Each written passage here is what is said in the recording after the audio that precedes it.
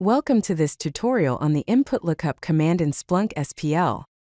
The inputlookup command is a powerful feature that allows you to read lookup tables and load data from CSV files and KV stores, as if they were indexed events.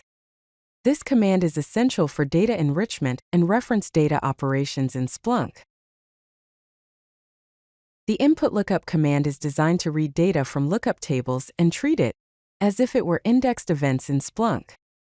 This means you can work with your lookup data using all the standard Splunk search commands and functions. It essentially converts static reference data into searchable events within your Splunk environment. The basic syntax for the inputlookup command is straightforward. You start with a pipe symbol, followed by the word inputlookup, and then specify the lookup table name.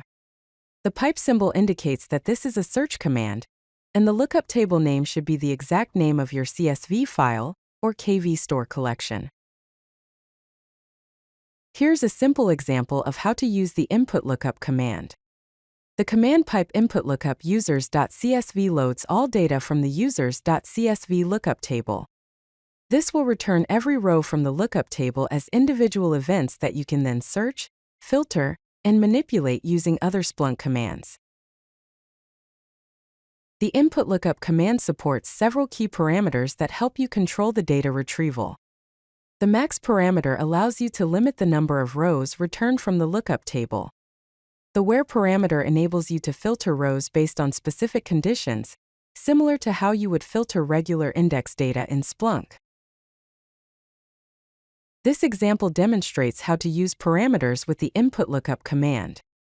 The command pipe inputlookup employees.csv max equals 100 where department equals "IT" loads the first 100 rows from the employees.csv file, but only returns those rows where the department field equals IT.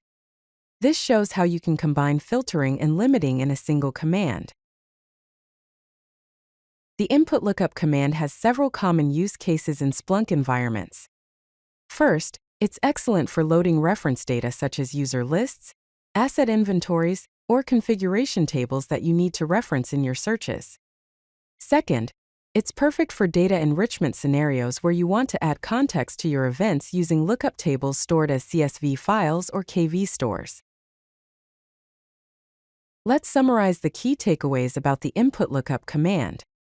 First, it treats lookup data as indexed events, allowing you to use all standard Splunk search operations. Second, you can use the max and where parameters for filtering and limiting results effectively. Finally, it's perfect for reference data and enrichment workflows, making it an essential tool for data analysts working with Splunk. If you like this video, hit that like button and don't forget to subscribe. Visit CodeLucky.com for more such useful content.